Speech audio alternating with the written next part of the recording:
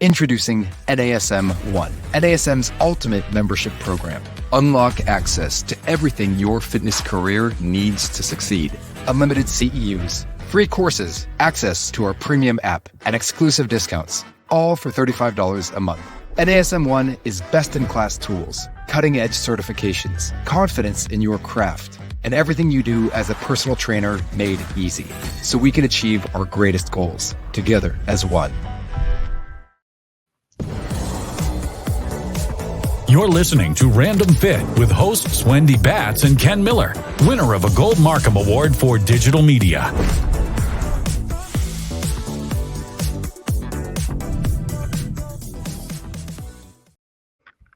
Hello, everyone. Welcome to this week's episode of Random Fit with myself, Wendy Batts, and friend and co-host Ken Miller. Ken, how are you?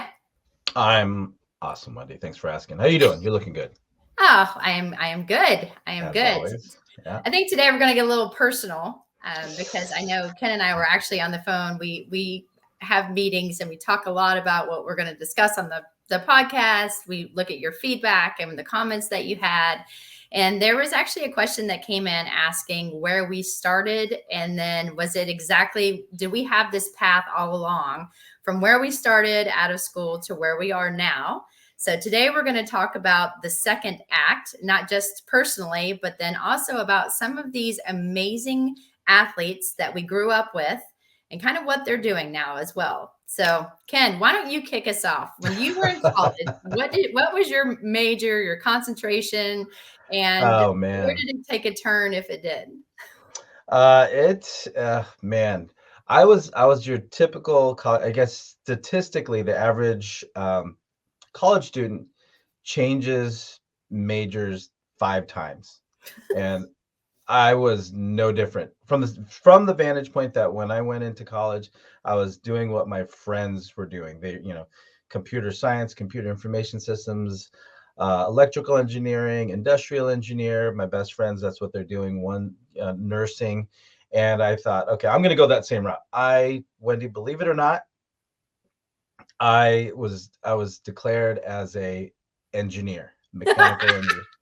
But what happened was I took calculus, and I thought I did it, right? I passed the class. I got what I got, but there was no way. I thought to myself, there was no way I am doing this for the rest of my life. I mean, you can't judge a whole industry based on one class, but I thought math is not it for me. I mean, I did it. I got good grades, but I just could not see myself doing that. But then when I was transferring from the junior college, I was looking into, like a lot of us, and I think you yourself mentioned, physical therapy was going to be in your future. But then when I transferred to Cal Poly Pomona, I was declared as a nutrition major. But once I got in, I was looking around, you remember the little course catalogs where they show like all. Again, you had a book. There was no internet looking at, okay, well, what you're scrolling. But then I found exercise science, and the description got me, right? Learn about exercise, helping people. You're in the rehabilitative environment, helping people get healthier, which brought me to corporate wellness. And, from there, evolved into personal training, into what I do now, which is working with people looking for, okay, how do you accommodate low back issues, minor aches and pains that you can address yourselves, reaching your best self when it comes to whatever recreational or competitive sport that you're doing, or even some of the higher level athletes that I occasionally have a chance to work with these days. So I think my career took a turn for the better as I went from, You zigged and then you zagged. Nursing, nutrition, exercise science, and eventually, my master's degree in, injury prevention. So, yeah, that it meandered, and I did a lot of things within those confines. But definitely not. If you asked me 30 years ago if I'd be doing today what I'm doing now, that'd be like, no way. Yeah, that's kind of, I can't Yeah. say that I changed that many times. I went to school, for those of you guys that don't know me, I went to school to be an anesthesiologist. I thought that, you know what, this is going to be an easy way for me to make a lot of money. And then I started getting and diving deeper into the course catalog like yourself and realized, man, the classes that I have to take and the grades that I have to get in order to go further into my schooling. And then looking at the student loans, I was like, okay. And then the liability insurance that I was going to have to front each and every year. And then the responsibility of making sure I kept every person alive. That was also super stressful. But the bigger kicker was someone asked in our very first class, when you think of what you're going into for your concentration and what you really want to specialize in, can you see yourself doing this? And if so, how happy are you on the day to day? And I started thinking to myself, you know what? I love to talk to people. I'm very social. Those of you guys that know me, I'm a very big extrovert. I love people. I love being around people. I love conversation. And I'm going to be putting people to sleep and praying that I can wake them up. I'm like, okay, this is totally not the direction I want to go. So then I changed to physical therapy. That's what I did my undergrad in, and thought for sure I'm going to make people move better, feel better, perform better. That's exactly what I want to do. Schooling seemed like, okay, I have to get good grades. I can do that. I transferred from the University of Tennessee to Arizona State because they had a great exercise science, department. And then, as soon as I graduated, again, thinking this is my next route, I went to work in a physical therapy clinic and ended up meeting my mentor who talked me out of going to physical therapy school. And then that's actually when we started to do the OPT model before it was implemented into NASM. And he's like, stick with me. You don't have to go back to school. I can help you do what you want to do in a different aspect. And that's where, it led me into working with professional athletes and pro teams and traveling in different sports and learning about injury prevention and what to do after someone came out of surgery. It was phenomenal. But if you asked me when I was younger or right when I started school, is this where you're going to end up? Where I am today? Same answer. Absolutely. There's no way. Yeah. Especially being on a podcast too, right? Yeah.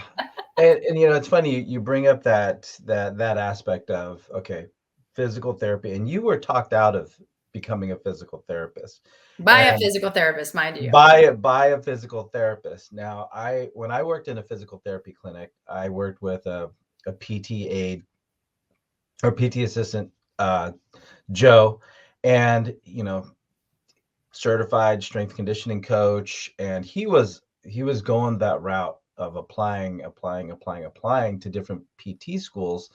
After no success for a while, then we started talking about the future career, and then he loved what he was doing. We worked alongside of each other, working with people and corrective exercise and that post rehab environment, because we worked with physical therapists.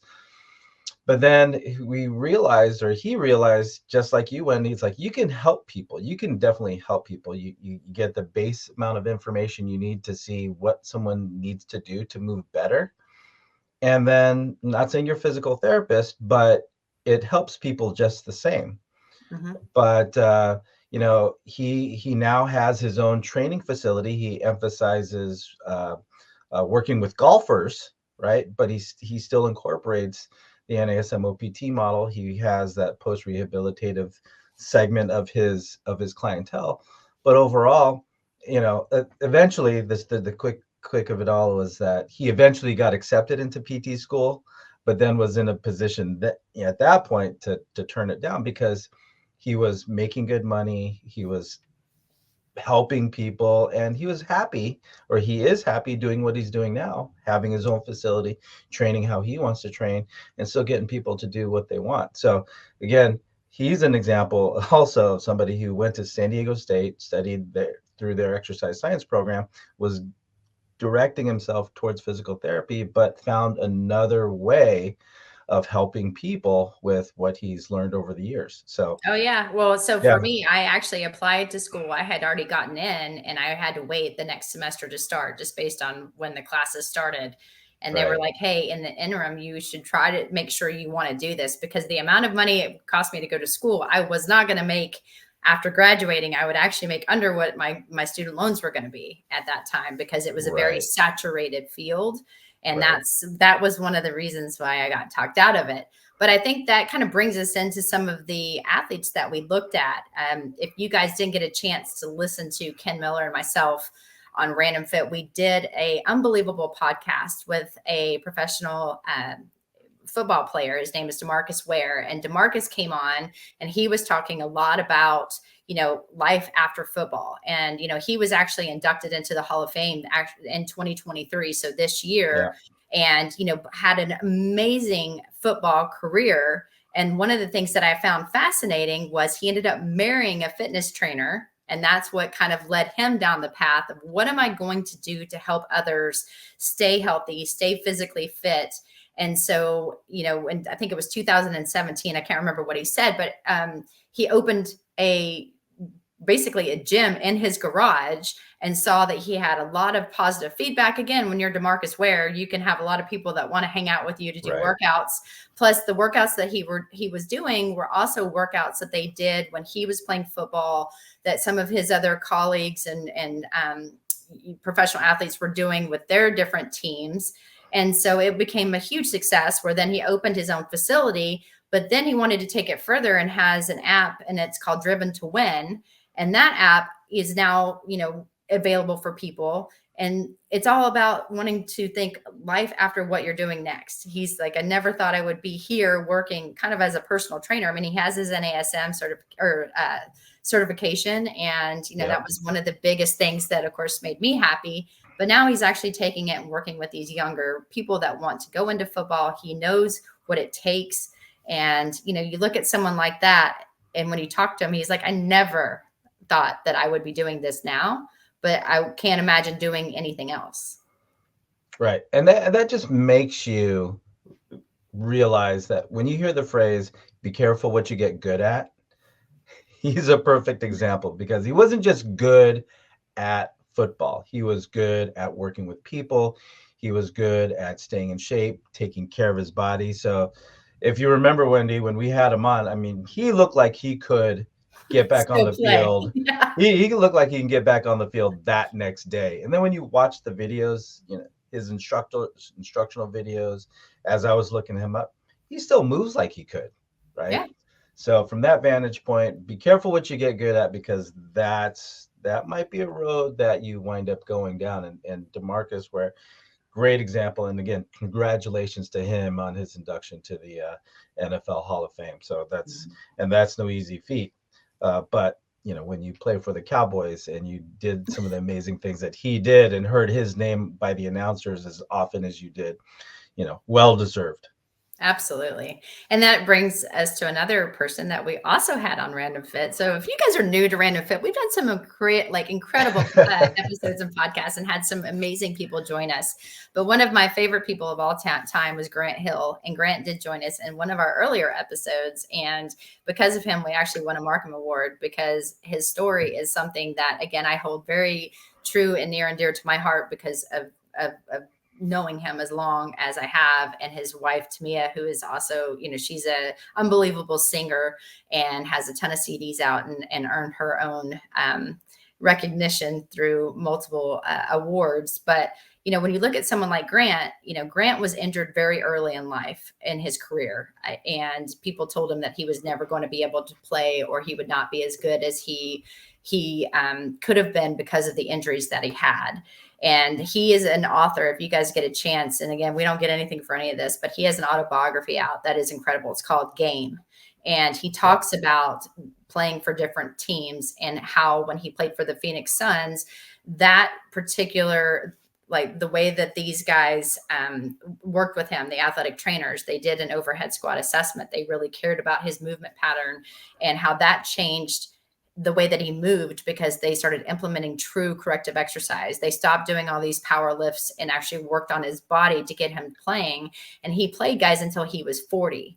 And that was his goal. Is he's like, I'd love to be able to play until I'm 40. And we kept him healthy enough for him to do that. And so when you think about him and what all the accolades that he's received as a player, it's one thing.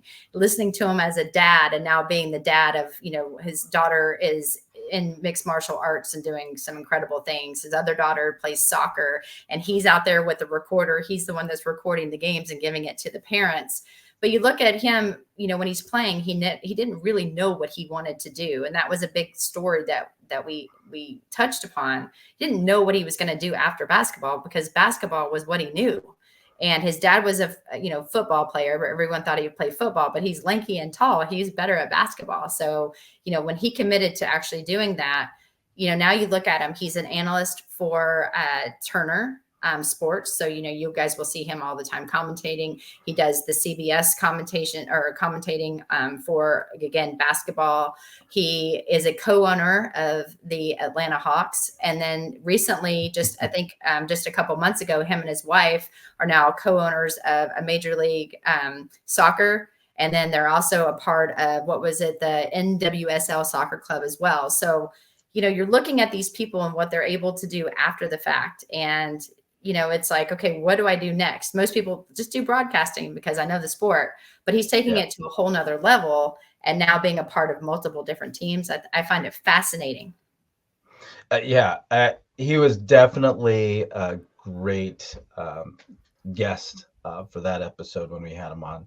So for those of you watching us now here on Random Fit, we're talking about second acts, careers after a career. So you're listening to both Wendy Batts and I, Ken Miller, as we reminisce about our conversation about Grant Hill. And the important thing about him is that, when we talked about exercise and again, you mentioned that he was beat up from the get-go, right? So he spent, a lot of his career, having to deal with certain issues that you have helped him with. And the funniest part, that, as I recollect, is his least favorite exercise, right? Oh, yes. So was it the sideline leg raise? Yep. Something that seems very basic, but basically we would have him, a few inches away from the wall. We would use a big physio ball so he couldn't cheat, because Grant would want to cheat. And he even says openly on our podcast that when I would turn my back or somebody else would turn their back, he would be on number 3, but he'd be like 9, 10. And all we were doing is having him go into hip extension. So he had to push his heel back into the ball while keeping his foot parallel to the floor and just lifting the ball up and down. And so it's a really good exercise for the hip. He was just weaker in the hips, and we wanted to make sure we kept him healthy. So we did a lot of these corrective exercises. And that was by far his hardest one, but the one that he hated the most. And so guess what? We did it all the time, because usually if you hate it, you need it. So of course you would have him do that. But talking about rehab exercises, corrective exercise, let's talk about John Fierro, your friend from Phoenix. Yeah. So John Fierro, he was an athletic trainer, and, he went into school as an athletic trainer. He graduated as an athletic trainer, and we also had him on the show. And, the thing is John was never about being the high profile athletic trainer. However, his ability to work with athletes and keeping them healthy, listening to his stories. I mean, he was the head athletic trainer for the Phillies for 11 years. Then he went over to the Cubs for 11 years. So, I mean, that's 22 years just in baseball. And then he, was asked to be the trainer for the Arizona Coyotes. So, hockey. And that's the first time I got the chance to meet some of these people that I idolized, because they were like super close to this guy. And, to him, it was nothing. To me, I'm like, wow, how do you keep these people going for as long as they have? And again, he was a big part of NASM, like believed in our concepts and the methodologies and the way that we went through the step-by-step process. But, you look at someone like that was stuck in baseball for many years. He was away from home a lot. There's a lot of sacrifices you have to make in order to be good at it and to have the longevity in that particular career. But then after the fact, to be asked to be the head athletic trainer for the Olympics for multiple years in baseball. I mean, the honors that this guy has had, very humble. When you listen to him, he's just very kind of low key. But when you're looking at, even listening to some of these inductions speeches that some of these baseball players have gotten. John's name is mentioned multiple times because he helped them throughout their career. So while he's not really the second act, it was like taking what he really felt passionate about and taking it to an extremely high level. I thought listening to him, like I said, he's very kind of, just matter of fact, this is how it was. But he's, that was one that I was like, you know what, I've known this guy. We call him Papa Smurf. That's his nickname. And he taught me so much in my career. And again, when I chose not to do the physical therapy route, I owe a lot of what I know to John, because he was always in that same facility with us when he was not traveling or they were on off season. So somebody that helped build my career for sure. Yeah. And with athletic trainers, they are the unsung heroes. And I know you'll agree with this one, Wendy. They are the unsung heroes when it comes to professional sports, because you just brought up Grant Hill and lasting till in that sport, in the NBA, until you're 40. Try doing that without the help of an athletic trainer. And we're talking more than just somebody who gets a bag of ice or tapes up your wrist or your ankle. We're talking about that person that when you have surgery, when you have been injured, they are a part of the rehab process. They are holding you accountable. They are there in the training room waiting for the athletes before they come in. And they are the last people to leave when practice is done, when the games are done. And oftentimes, if you have to go to a field, if you have to go to a football field, baseball field, they're responsible for bringing that equipment out there and setting things up so that when the players are ready to practice and play, everything is set up and ready to go. So when we talk to John Fierro, watch that episode, because when he comes on screen, he has that whole wall behind him full of signed baseballs from all the athletes. And I'll even say that he's probably given many of them 2 or 3 plus years that they wouldn't have had without his help, at least. So to bring up an athletic trainer, you and I, Wendy, when we talked about this, had to come up, because a lot of the athletes that we're bringing up or that we're talking about today, they wouldn't have been able to perform as high of a level as they were able to during their career to get these accolades and to make the millions of dollars, but also the duration of their career. If you give somebody another year or two, that's another contract. And these athletic trainers, they give literally their lives to, I, as a strength coach, I had a long day, but it was never as long as the athletic trainers. Yeah. That one that we did not have on our podcast, but we really one day absolutely should, would be the person that I probably idolized the most.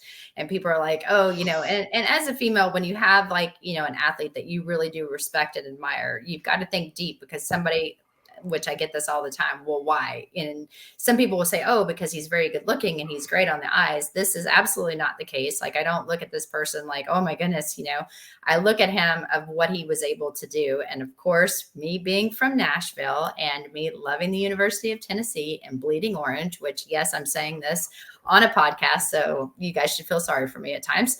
But it's Payton Manning. Payton Manning was a quarterback. He never won the Heisman. But then when he was picked up by the Colts, he played multiple seasons with the Colts, won a Super Bowl. Then he got, traded over to the Broncos, won another Super Bowl on his last year playing. And, this is a guy too that got beat up a lot. He had a really bad neck injury. I actually know the person that did his rehab, and he was taking it to a whole nother level because of the impact over time and time. But you look at someone like that who is in football, he had the choice to either go into the draft early, and Payton chose to stay and actually get his diploma, because he's like, I need to think about what's after football. And I think that's something that I really respected from the start. Yes, he was good, but he actually stayed in school. And then now when you're looking at him, he has the nickname the sheriff. If you guys don't know that, everyone automatically assumed he was going to go into politics. And because he had such a platform, he went completely different route. So now he owns Omaha Productions. So if you guys, like Peyton's Places, if you guys haven't seen it, so phenomenal. The first episode, they go through the history of the NFL. So I learned so much watching the differences between the helmets, the balls, the players, the positions, and all the things football. But now he's actually going back starting this fall, and he's going to be a professor at the University in Communications. And yes, you'll see him all the time on Monday Night Football with his brother, and they have shows, and he's been on a ton of commercials, and he does a lot of different things. But you look at someone like that, where it's like, okay, he's giving back to that university, gives back a lot financially, but now he's giving his time to go and help these people that are going to be able to have him as a professor. And I think that is something that again brings it back to education, which obviously Ken, you and I are super passionate about. And all I can think about with Payton Manning is Omaha. Hence the Omaha Productions. So I think that was given a name before he even decided that was what it was going to be, just because that's what everyone relates. He should have something in Omaha Steaks. Well, if have you ever flown through Nebraska? Oh yes. Yes. Okay. At the airport, they'll have hoodies and T-shirts that I'll just say Omaha. I think that's more about what. I think that's more about Omaha than it is about Peyton Manning. However, I can see that's all that was.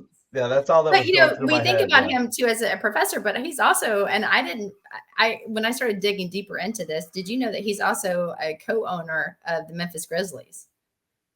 I did not know that. So there you go. There's your did you know fact that it's not football, it's actually basketball. Right. But well, they're a good team. If you can, why not, right? If you can, why not? I mean, Michael Jordan's got his team, and as you mentioned with Grant Hill and the Hawks, you got to do that. You got to do it. It's got to keep your keep your foot in the water when it comes to something competitive. So let's talk about someone other than our previous guests. But as we looked at this, Wendy, one name that came up as far as people that did something different with their lives is Myron Rambo. And he's football player, played in the NFL, and left by the Titans. If anyone cares, he was drafted by the Tennessee Titans. By the Tennessee Titans, went on to the Pittsburgh Steelers, I believe.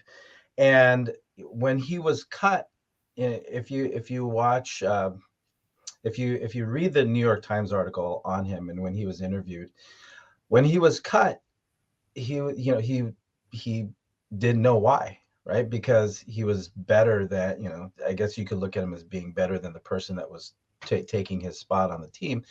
But the coach and the GM said, listen, this guy's good enough. He's good. He's no Myron Rambo, but he needs the position more than he does. And they also followed that up with saying that there is something else that Myron was meant to do. They saw in him already that he could be somebody who could be president of the U.S. He had other bigger things waiting for him after football. So that's a story as it read in the New York Times. But as you read about him, he left, went on to medical school, and now a neurosurgeon at Harvard. So here's a guy, played in college at Florida State, went on to Tennessee, Pittsburgh, and then into medicine, to where now he's somebody who was there to take you out on the football field is now there to go into your, basically look into your brain and see what they can do to get you better. And that's what he's doing with his life after professional sports. So I thought, out of all of these, a lot of great stories. If you keep going, I mean, we could talk hours on what professional athletes have done with their lives after they've retired. And this one was the one where it's like, wow, that's pretty extreme. Yeah. Yeah. Well, I mean, Yeah. we've seen, and looking at all of the people that the list that Ken and I pulled was just like page after page, that there are so many athletes that are doing so many positive things afterwards. I mean, we had Alan Page. He is now went to law school. He is an associate justice. Justice of the Minnesota Supreme Court.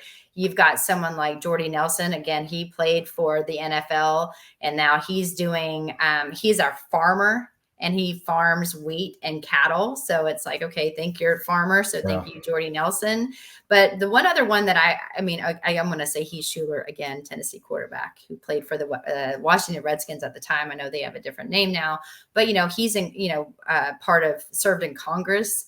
But one of the ones, as a female, I found to be amazing was Angela Ruggiero, and she graduated. I mean, she has her MBA. She went to Harvard. She then got her, MED from University of Minnesota. Then now she received her master's from Minnesota. She's a 4-time Olympian in hockey.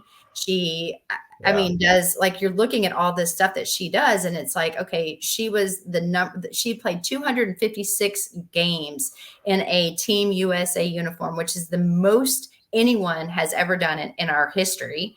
And so you're looking at all these accolades that she did as a hockey player. And then now you look at what she's doing. She's the co-founder of Sports Innovation Lab, where this is like helping sports brands to identify their trends and their products and everything. She is the hockey operation advisor for the New York Rangers.